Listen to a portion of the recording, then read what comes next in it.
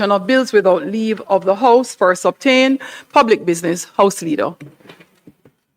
Madam Speaker, let me join you in welcoming the Ministers of Education from our Caribbean family, also members of the Diplomatic Corps who have joined us, the Cabinet Secretary, and the various permanent secretaries and heads of agencies. Madam Speaker, today the budget debate will continue with the contribution from our Prime Minister, who successfully navigated us through COVID, successfully navigated us through Hurricane Beryl, and will successfully navigate us through Hurricane Melissa. Madam Speaker, I ask that the standing orders be suspended to allow the Prime Minister to complete his presentation without time restriction. Thank you, House Leader. As we have done for all in this segment, the budget debate, the question is that the time limit be suspended so that it allows the Prime Minister to complete his presentation. Those in favor? Those against? The ayes have it. Thank you. Prime Minister, the Honorable Andrew Michael Holness.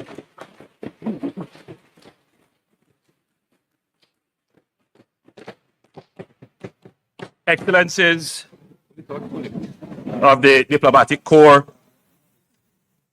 Jamaicans at home,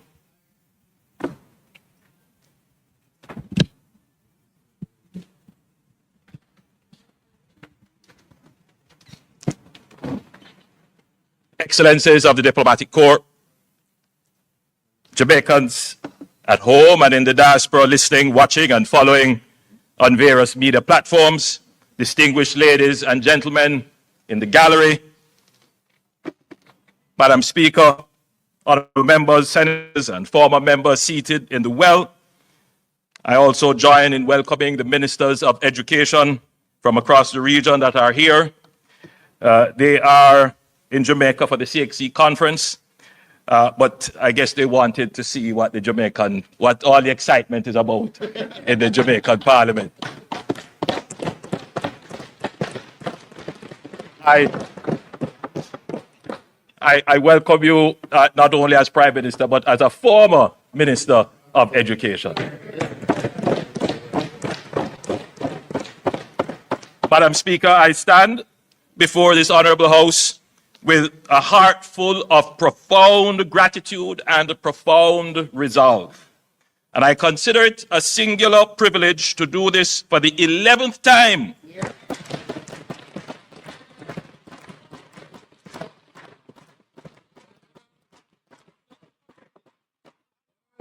As Prime Minister for a third consecutive term.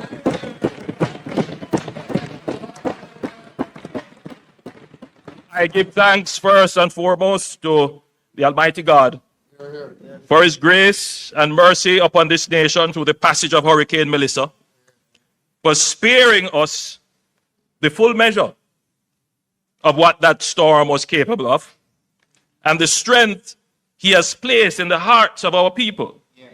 Farmers, parents, small business owners, first responders, who rose from the rubble with a dignity and a determination that humbled me. I thank Him equally for ordering my steps across 29 years of public service.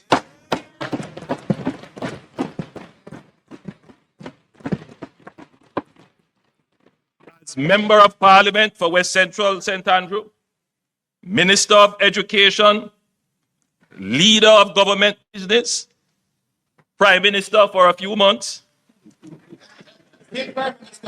still Prime Minister.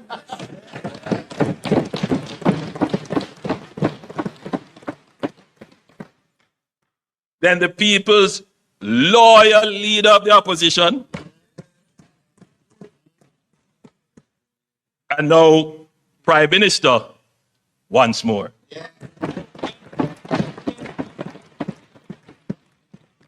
He has been my constant protection and compass. I thank the Jamaican people for the confidence they have reposed in me and my administration by re-electing us for a third term to form their government. I thank the many prayer warriors for their fervent intercessions, the well-thinking citizens for their private words of encouragement, and our party workers and activists for their vocal public support. I want to express my deepest appreciation to the international community that stood with Jamaica in our time of need. The heads of government and heads of state who called, who came, who committed resources, our multilateral development partners whose swift and decisive response produced the largest development financing package in Jamaica's history, and the many nations that sent personnel, supplies, and solidarity. Including members of the CARICOM family who are represented here by their respective ministers of education. To the men and women of the Jamaica Defense Force and the Jamaica Constabulary Force and the Jamaica Fire Brigade, you walked in devastation on foot when that was the only option. Airlifted patients when roads had ceased to exist and distributed care packages to communities no one else could reach. You made every Jamaican proud, and this nation owes you a debt of gratitude.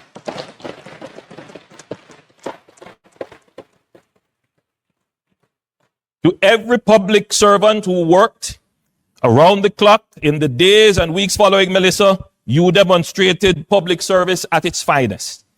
To the Jamaican private sector, the companies, associations, and entrepreneurs who mobilized resources, opened warehouses, contributed equipment, and served their communities without being asked, you show that Jamaica's resilience lives in the spirit of our people.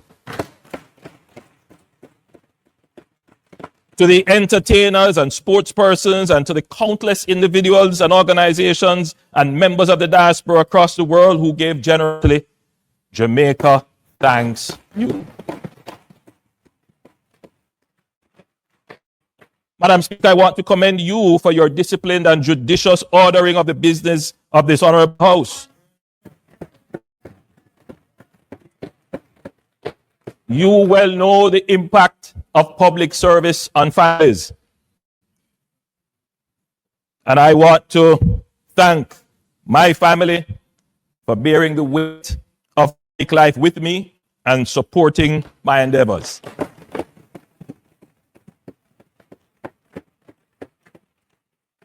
To the people of West Central St. Andrew, my extended family for 29 years, you continue to trust in me.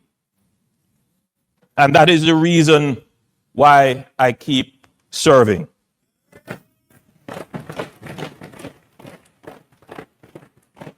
This year are some major projects which we will complete and on which work will commence.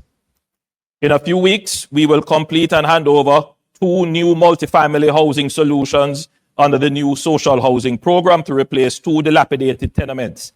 And we will begin construction of 3 additional multifamily housing solutions, including 1 in the community of Bell Rock to replace houses destroyed by fire in 2024. We will continue the development of the St. Paul's Lane community with the construction of a Golden Age home and sporting facilities. Construction will begin on parks and sporting facilities for the people of Queen's Park and the Mall Road communities. Rehabilitation and repair works are slated to begin in a few weeks for the Olympic Court housing scheme under the National Housing Scheme Rehabilitation Program. Shortly, we will open the Olympic Gardens Performing Arts Center, and we will start the upgrade of the Kling Oval. And I have good news for the people of Drewsland residing along the gully banks of the Sandy Gully. Repairs will begin on the collapsed sewer main and compromised retaining walls that pose a health and safety hazard to the residents. I'm certain the member from Western St. Andrew will also be pleased because it is a border area and we both share the challenge.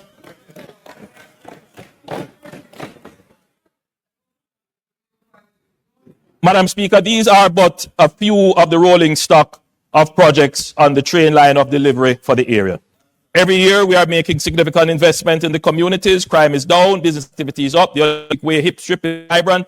There is still significant work to be done, Nevertheless, the constituency is progressing and every year is better than the year before. I want to acknowledge the newly elected councillor, Kelvin Hall, and members of the constituency executive, Miss Lynn, Miss Veronica, Miss Fine, Miss Sadie, Miss Annette, all the people, all the stalwarts, too numerous to name. I want to, Madam Speaker, I also want to acknowledge the hard-working ministers of my cabinet, the dedicated members on both sides of this honorable house who serve Jamaica with distinction every day. I want to thank my personal staff and advisors, my communications team at OPM, and the dedicated members of my security detail. Madam Speaker, I want to especially acknowledge and thank the dedicated teams at the ministries that I lead. You know, Madam Speaker, I want to thank our Cabinet Secretary, the Honorable Audrey Sewell, and the team of the Cabinet Office. It is not well known that the Cabinet Office is actually a ministry and the Cabinet Secretary is the permanent secretary. It is a ministry. I also want to acknowledge the support of Ministers Wheatley, Marks, and Fitzhenley, and our permanent secretary, Ambassador Rocky Mead, at the Office of the Prime Minister, another ministry of government. Madam Speaker, this administration has always been serious about security. We have recently delineated the Ministry of Defense with its own administrative standing, which is anchored by the permanent secretary in the OPM, Ambassador Rocky Mead, former Chief of Defense Staff. And we did this to yield greater cross-functionality with ODPEM. I want to commend Ministers Montague and Morgan and Permanent Secretary Arlene Williams, hardworking Permanent Secretary at the Ministry of Economic Growth and Infrastructure Development. Madam Speaker, I stand here as Prime Minister, and most people would understand my job to be directing and coordinating all of government through cabinet ministers. However, I also want to point out that I stand here as a Minister of Government as well, with direct oversight of several substantial portfolio responsibilities.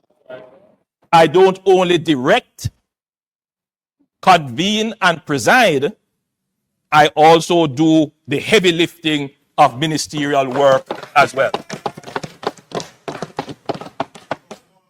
Over 4 ministries.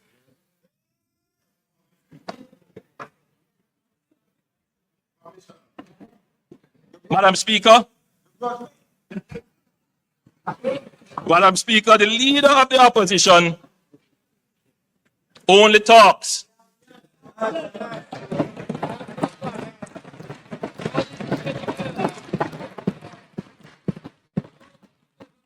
I do the job of Prime Minister, and I head 4 other ministries. The leader of the opposition only talks. Yes. Times nonsense. Yes.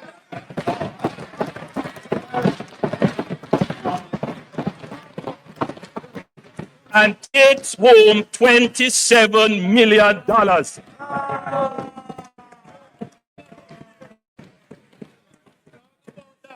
In the last term, the leader of the opposition earned more than the Prime Minister. Earned more than the Prime Minister. The opposition spokesman on finance stood in this house and said the opposition has no problem with the increase in MP salaries.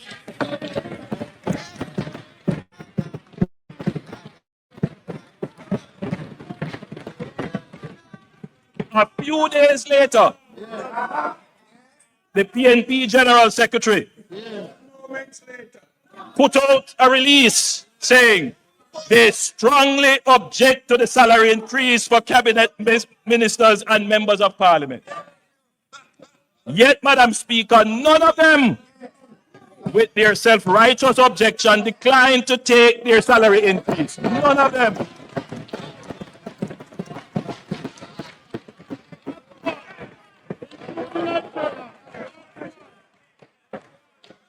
In fact, Madam Speaker, they were the first ones calling the parliament to find out the amount of their retroactive pay.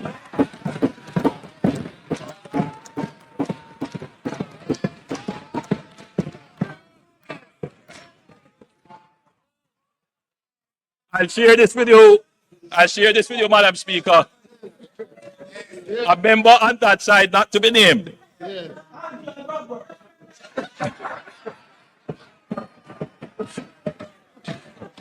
A member on that side not to be named, obviously concerned that the public posture of the PNP could force the government to reverse the pay increase, called to say that I should ignore the statement of the PNP General Secretary and the Leader of the Opposition, as all their MPs agreed with the increase and could not survive without it.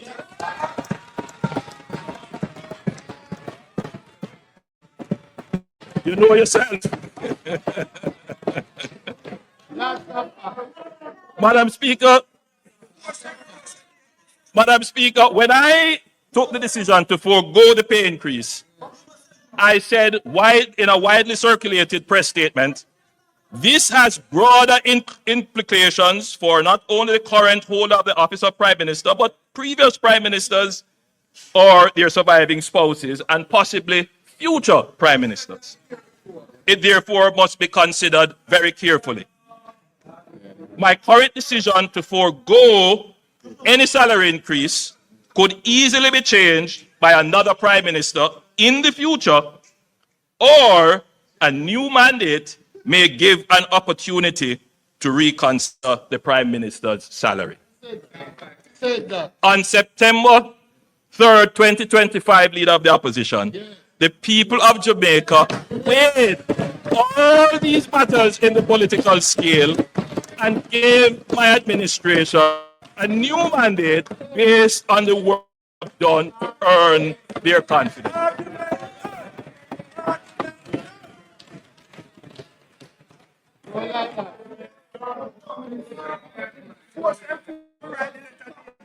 Madam Speaker, I have a gift here. If the standing orders would allow, I want to give it to the Leader of the Opposition. If you don't want, that's fine. But I thought it would have been so appropriate. I thought this would be a good. In fact, by the way, Madam Speaker, this is a cap that is one of our local designers. It's a very popular cap, and I thought that the Leader of the Opposition would do well to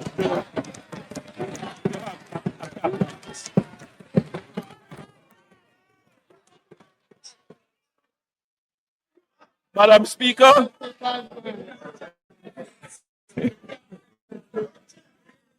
Madam Speaker, the opposition spokesman on finance raised the issue of the rate of capital expenditure. He went on to suggest that the size of the Ministry of Economic Growth and Infrastructure Development and its share of the national capital budget is the reason for slow utilization. Therefore, it should be deconstructed as a super ministry. The slow pace of utilization of the capital budget has nothing to do with the present configuration of the ministries.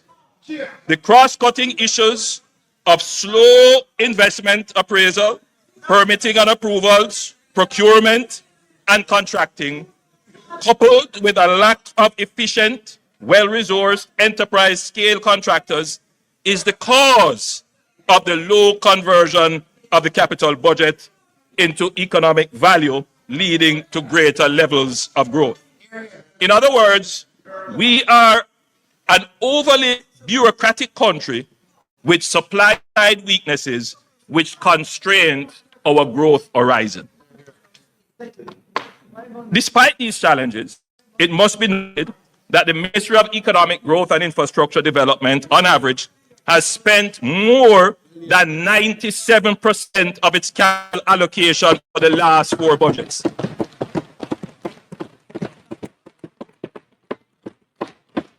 The opposition spokesman on finance would well be advised that in the 2022-2023 budget, the capital spend for the Ministry of Economic Growth and then job creation was 97.6%.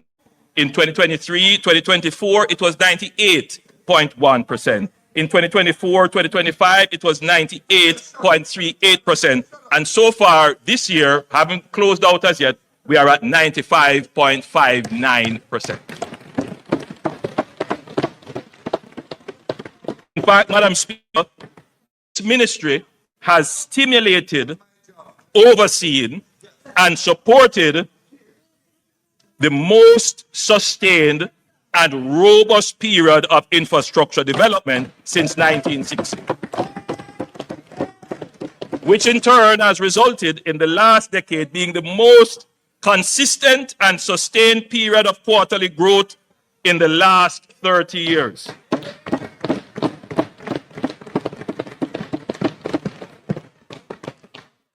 I want to draw the attention of the House to the slide that is being displayed and to the viewing public. It's a very important slide. The economy under the Jamaica Labour Party returned 20 consecutive quarters of growth between the last quarter of 2015 and the COVID interruption.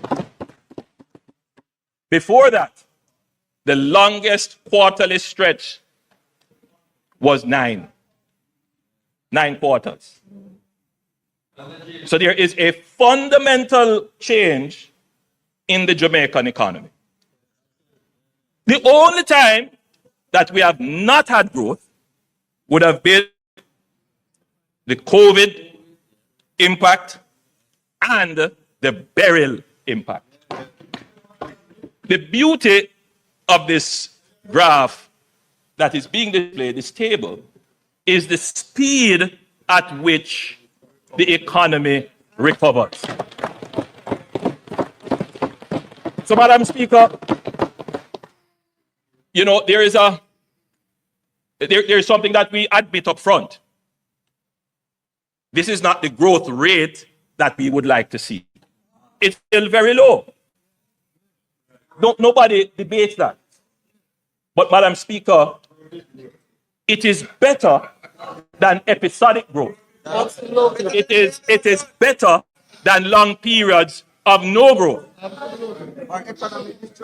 To get to growth, Madam Speaker, 2 things are necessary.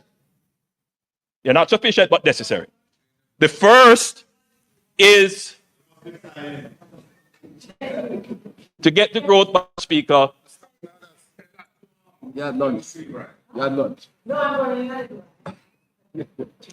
The first is stability.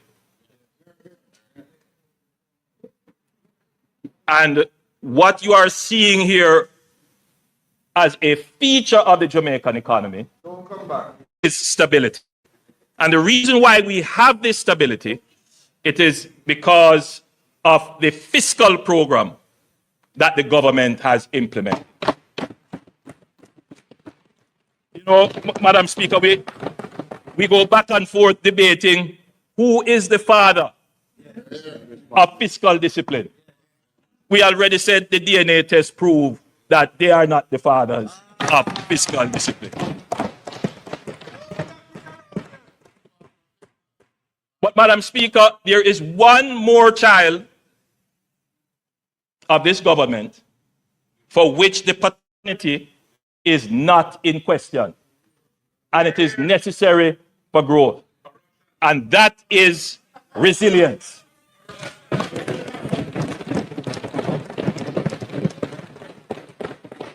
Madam Speaker, The author of Jamaica's resilient economic performance is this administration.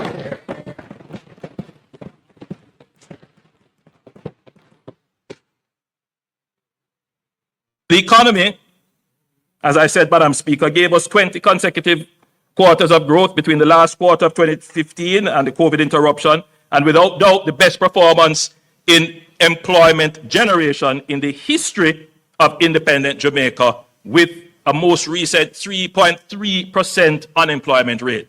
Again, Madam Speaker, no other government has been able to bring unemployment to the levels that we have. We now have practically full employment, first time ever in the history of Jamaica.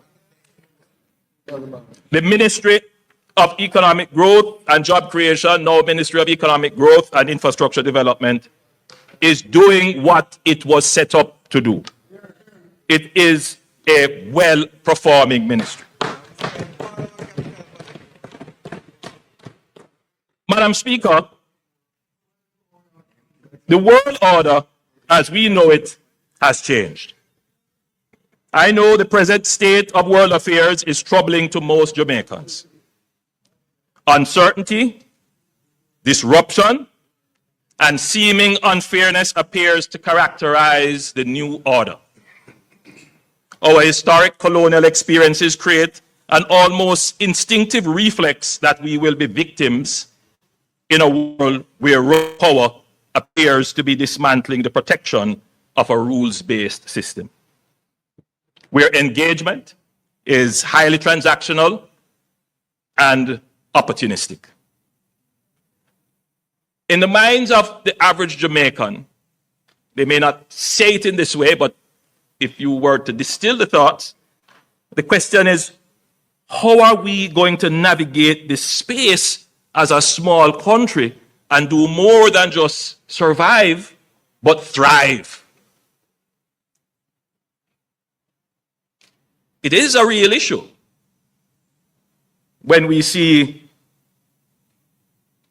happening almost regularly now, wars in distant places, weaponization of sanctions. It is a concern to the average Jamaican when the price of their goods rise, having nothing to do with them. As a small country, the sense of feeling powerless is real. But as Jamaicans, as Caribbean people, we don't just cower and say we are helpless. Our history tells us we must resist as a people. It is who we are, even in the face of power, unequal and uneven. We must resist.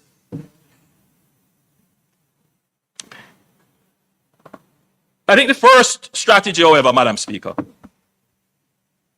is that we must learn from our past. It is not the first time that the global order has changed in profound ways. We could go back to the Napoleonic era, but we won't go that far. Let's go to the post-World War II era, 1945 to 1950, when the actual multilateral system that exists now was formed.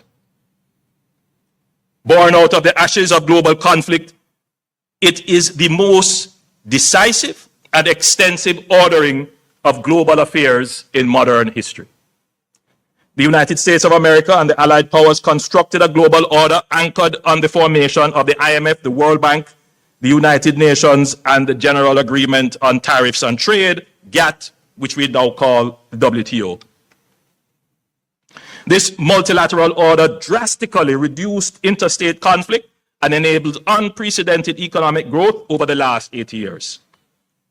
It is not perfect, but it is better than anything that existed before. Madam Speaker, while multilateral rules-based institutions were being established, two other developments were happening in parallel. Many other developments were happening, but I want to focus on just two. The first is the emergence of what is called a bipolar power structure,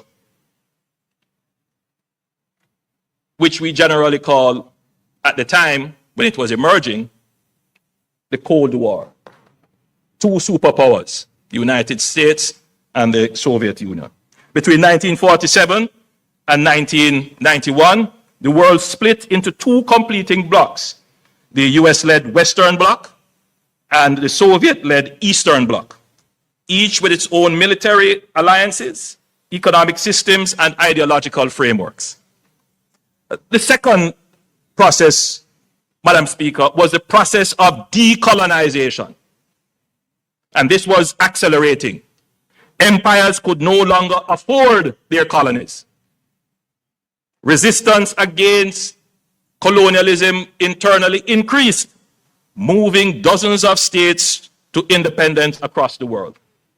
Asia in the 1940s through to the 1950s, Africa in the 1950s through to the 1970s, and the Caribbean in the 1960s through to the 1980s. The United Nations started in 1945 with 51 countries. Today, it has 193 countries. Newly independent states joining this new rules-based multilateral system essentially created a third bloc. And you would hear these terms being used, I certainly heard it when I was growing up, referring to this third bloc as the third world. So the new system of global order, when it emerged with two blocks, the Western Bloc, the Eastern Bloc,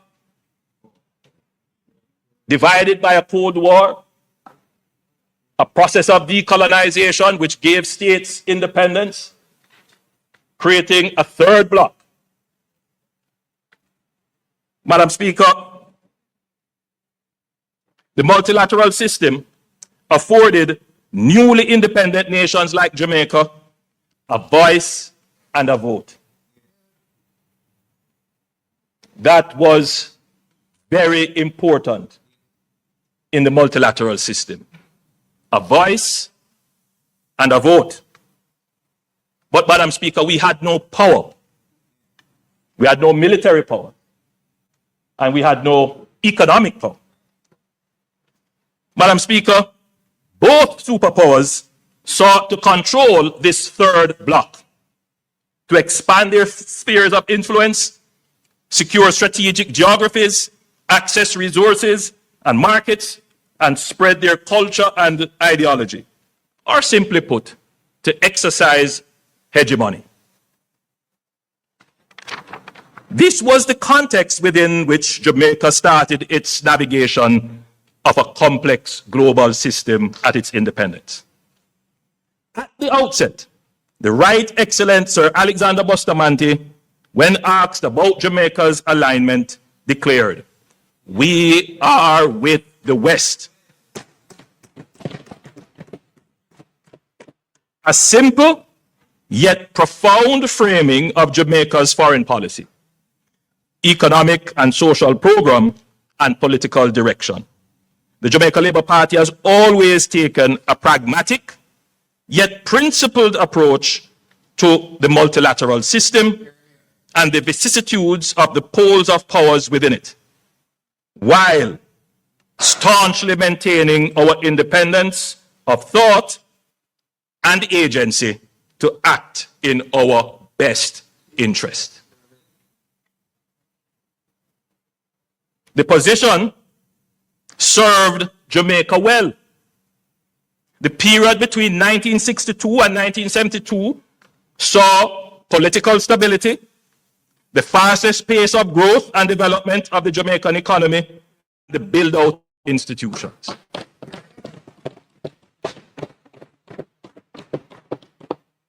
Madam Speaker, the period 1972 to 1980 of the Cold War era, the PNP government under Prime Minister Michael Manley changed Jamaica's political, economic, and social development policy and trajectory to democratic socialism, which also informed a change in Jamaica's foreign policy outlook. During that period, Jamaica joined the non-aligned movement and pursued relations with other socialist and communist countries of the Eastern Bloc, including Cuba. This was a fundamental and consequential shift based on an almost fanciful and logical aspiration. It placed us in the crossfire of a power struggle between superpowers which was not in our interest and had negative consequences domestically.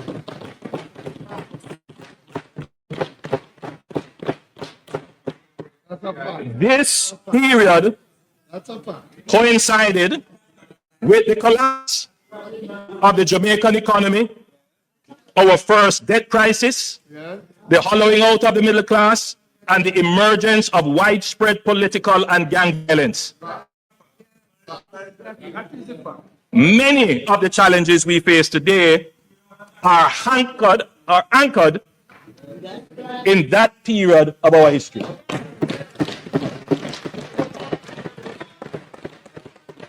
Now, look, what I have said here is going to stir up our antness, because people do feel very strongly about this period, but I don't think it is ventilated enough. Look,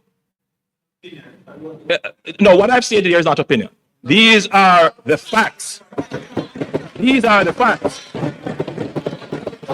If you ask me for my opinion, I will give you my opinion.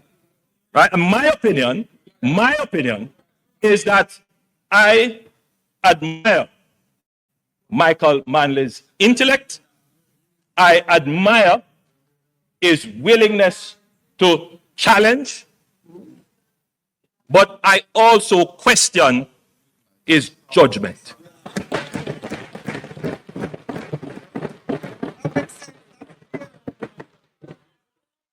Madam Speaker, as it turned out, by 1991, the Soviet Union collapsed as a pole of power, and the multilateral system entered a unipolar phase dominated by the US, Western liberal globalization, and free markets. The global socialist experiment for which the PNP diverted Jamaica had been defeated and proven to be the wrong path to be pursued.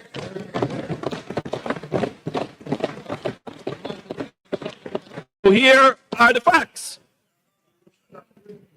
Michael Manley, and this is part of why I admire him as well, would come back to power a reformed man in 1989, abandoning the policy of democratic socialism, embracing the IMF, liberalization, privatization, free markets, and pursuing closer ties with the United States. And this is what the part of the history that is not reconciled. Why did we go down that path? In the first place. Should not have gone down that path. Only to go to the White House. That is the question that keeps bothering me. Because it must bother every Jamaican, because had we not diverted for 10 years, even if we had changed government, but kept strategic and wise policies, Jamaica would be far better. Far better. As we have seen with countries like Singapore, facing the same challenges, but maintained a strategic and wise foreign policy. As a capitalist, 18 years as a capitalist. Madam Speaker, today we see the global system changing again, moving from a unipolar world to now a multipolar world with the rise of China, India, the reassertion of Russia, and the EU. There are now more players who can exercise military, economic, technological, and normative power within the multilateral system than when it was designed 80 years ago. This means there is likely to be greater contestation within the multilateral system and less automatic consensus on issues and solutions. There is also a greater likelihood of fragmentation, which is what we are seeing now, as powers seek to advance their interests unilaterally. It begs for a reform, urgent reform actually, of the global multilateral system. We cannot abandon it, but it must be reformed to take into consideration these new power dynamics that have emerged. In this dynamic policy environment, Jamaica must be strategic. We cannot go down the road of ideological rhetoric. Been there, done that.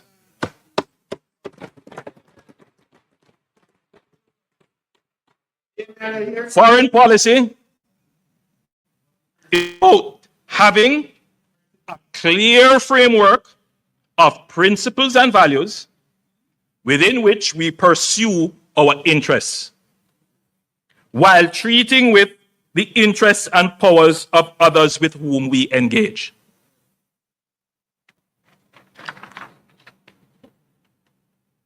My administration has always ensured that our foreign policy serves our economic interests.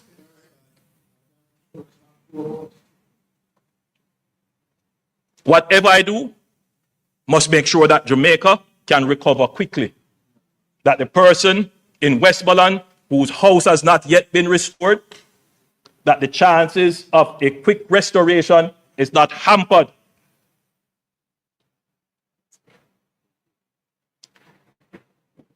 And we see the benefits of our foreign policy efforts in the swift mobilization of relief and access to over $6 billion of reconstruction funds from the multilateral financial system. I don't want anybody to talk about foreign policy,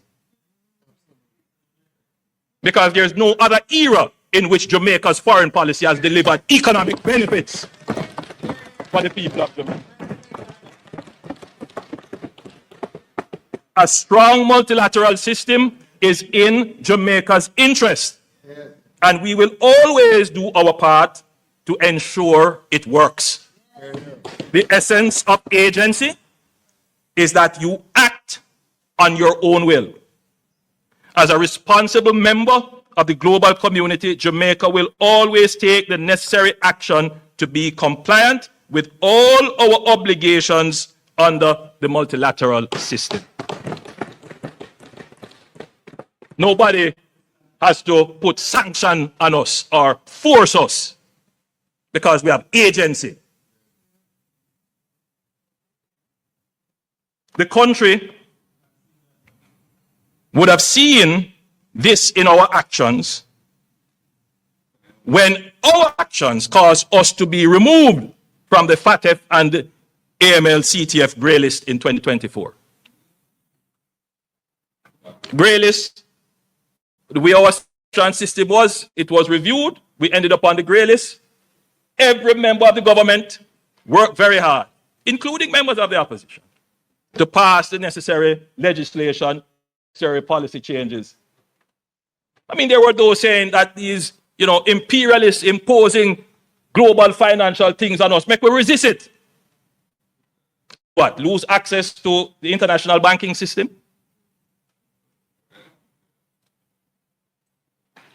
That's the logic of the argument. Yes, there are things we must resist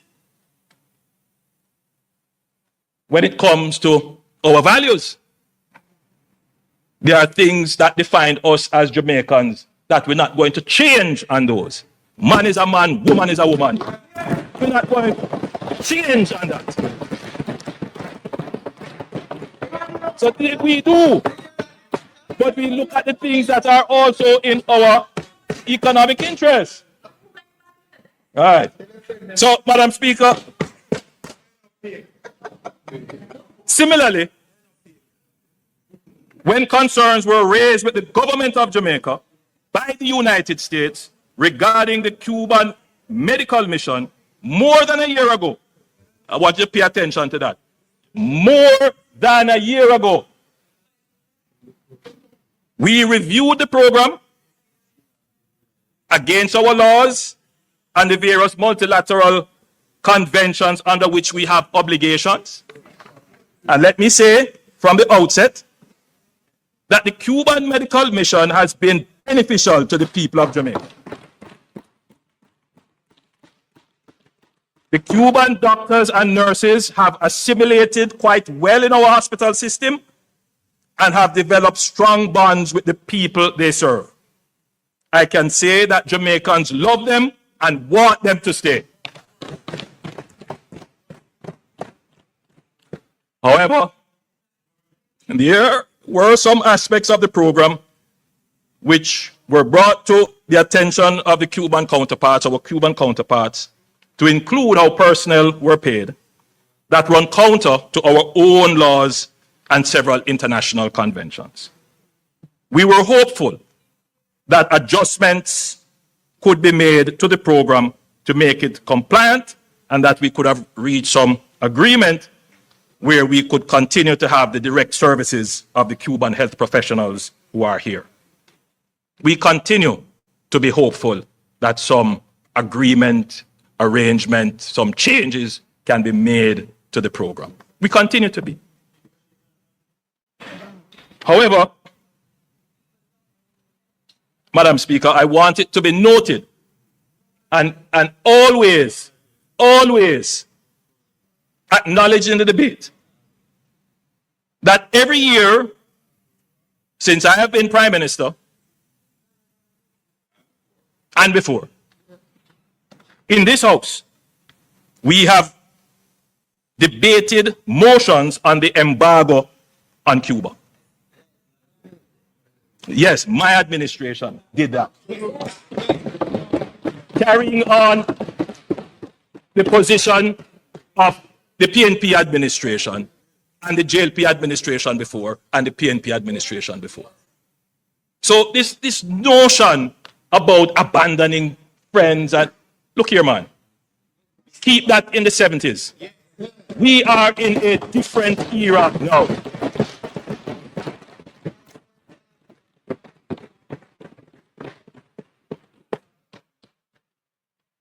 At all my speeches to the UN General Assembly, there are a few lines in there about Cuba and the embargo. When I spoke at CARICOM, I spoke fairly and frankly.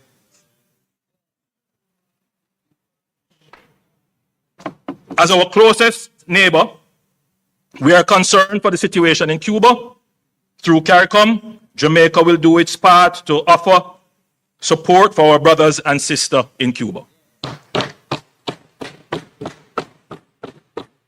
We take note of press reports that talks have opened between Cuba and the United States. This is a moment for reform and reset, and we are hopeful for a positive outcome.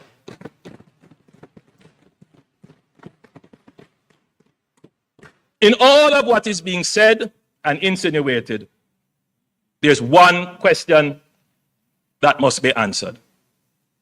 What would the PNP have done? Absolutely. Absolutely. He couldn't say that.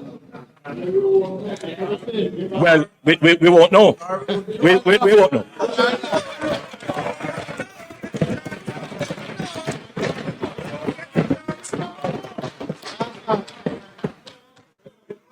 Madam Speaker, there are moments in the life of a nation that test not only our systems but our soul. Hurricane Melissa was one such moment.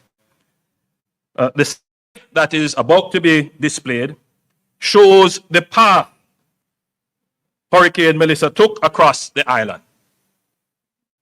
Hurricanes are becoming more frequent and more intense. And I want the country, members of parliament, the guests here to internalize what I'm about to say.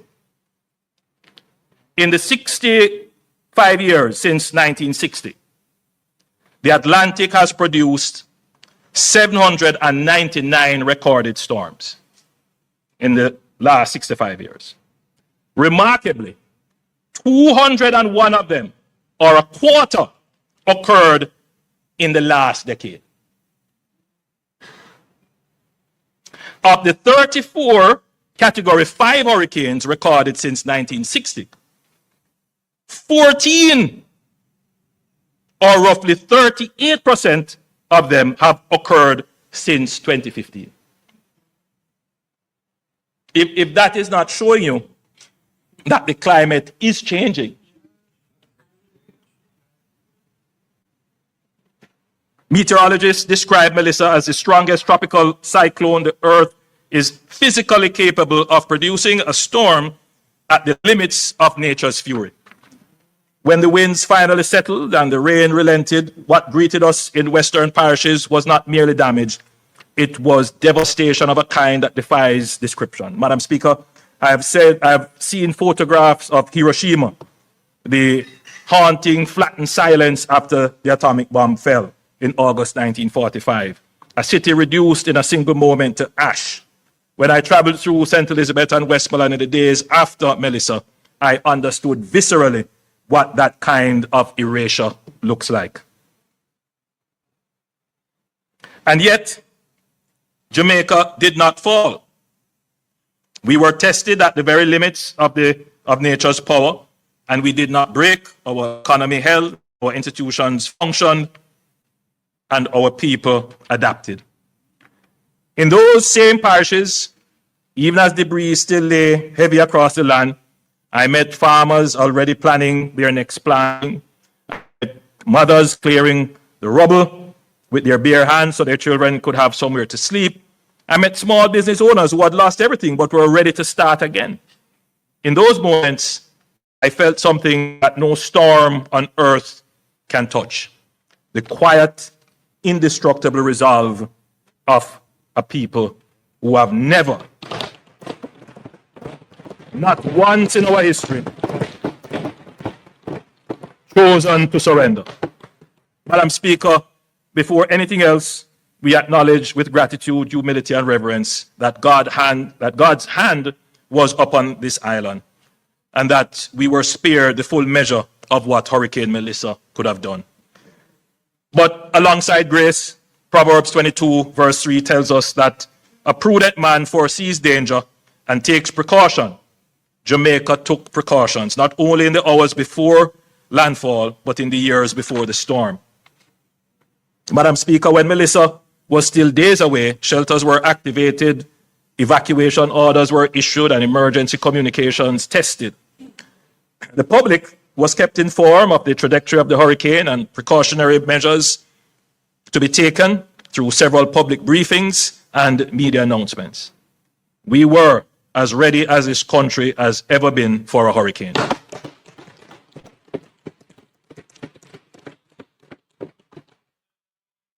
The investment this government has made in our security forces over the past decade, expanding personnel, equipment, and technology, growing our helicopter fleet, which turned out to be a very wise investment, strengthening our offshore patrol vessels, deepening our engineering and logistics capacity, paid dividends in those critical hours and days after Melissa struck.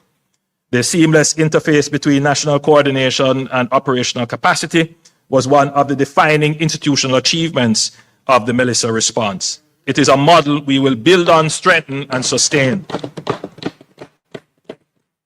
Madam Speaker, we would not be doing justice to the response if we did not also acknowledge what the experience exposed. Melissa stretched Our systems, logistics chains were strained, fuel and maintenance capacity came under pressure, maritime and air assets ordinarily deployed to border security and surveillance had to be diverted to humanitarian relief, creating windows of reduced coverage, which we cannot afford to ignore.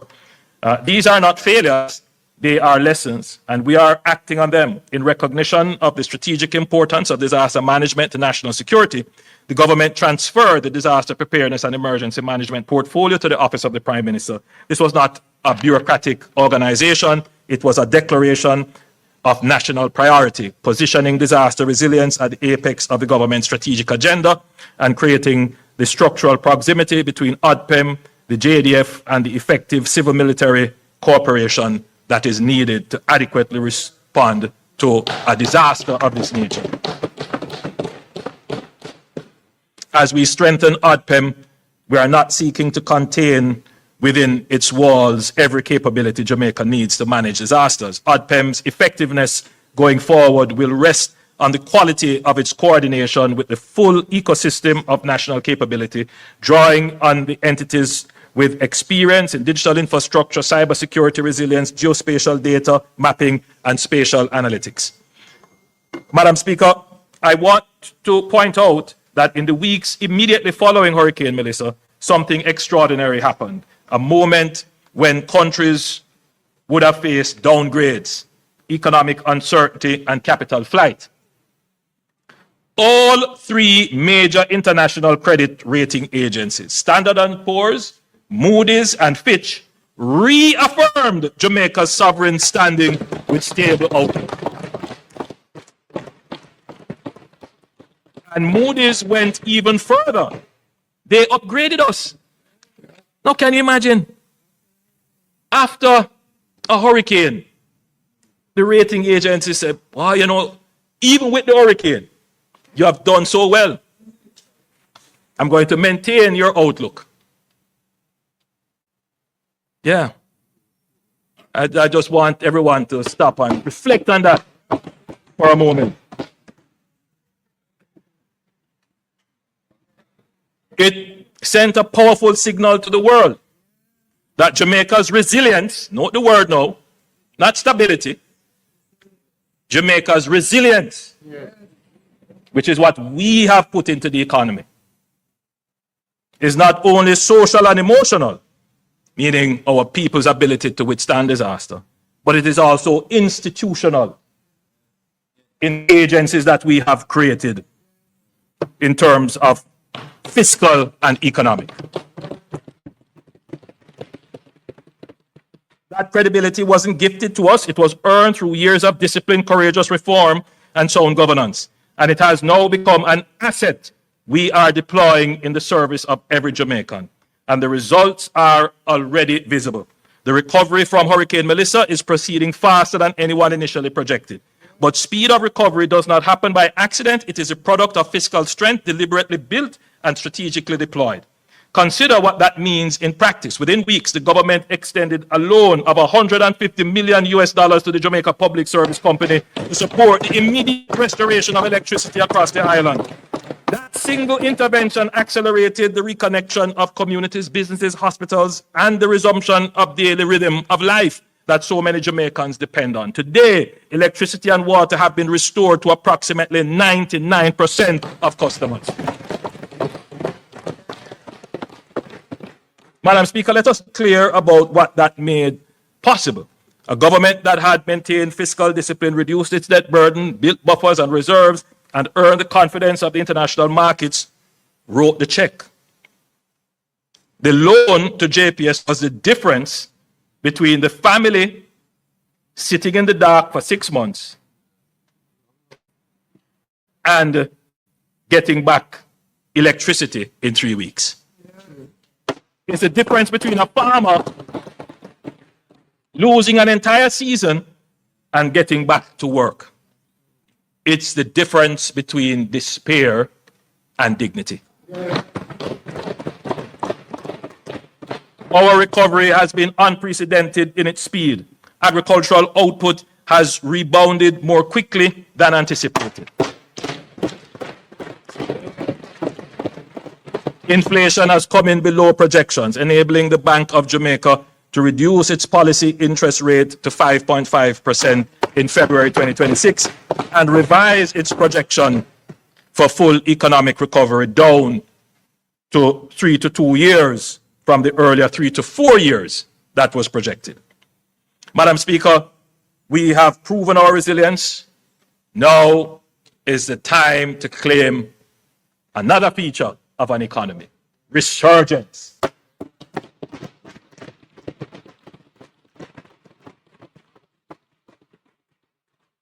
So you move from chaos to no growth, to stability, to resilience. And now, Madam Speaker, today, this budget is the first declaration that Jamaica will resurge.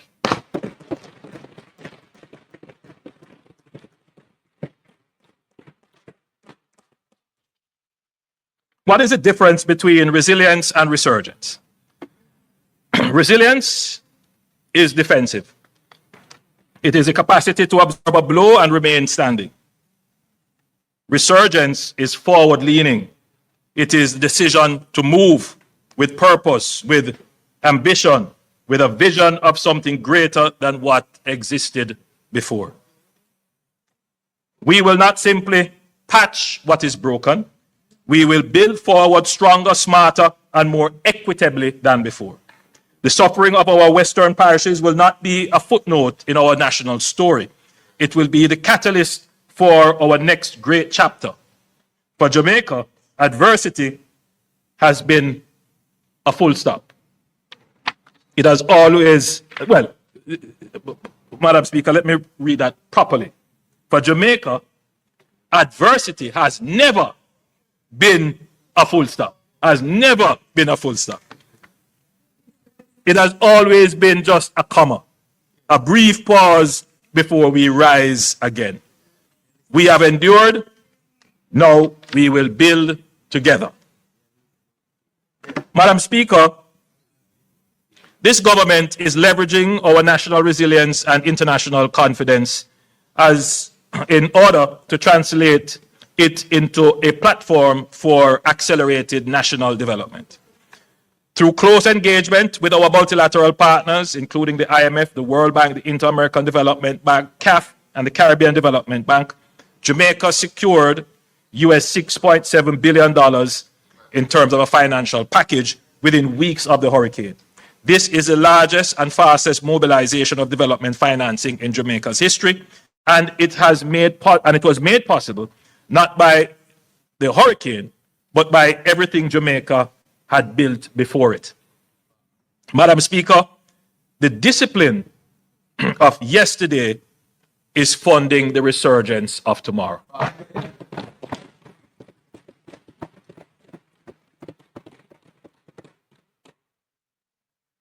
But financing alone is not enough. We must, as a country, confront an uncomfortable reality. While Jamaica has built one of the most credible macroeconomic frameworks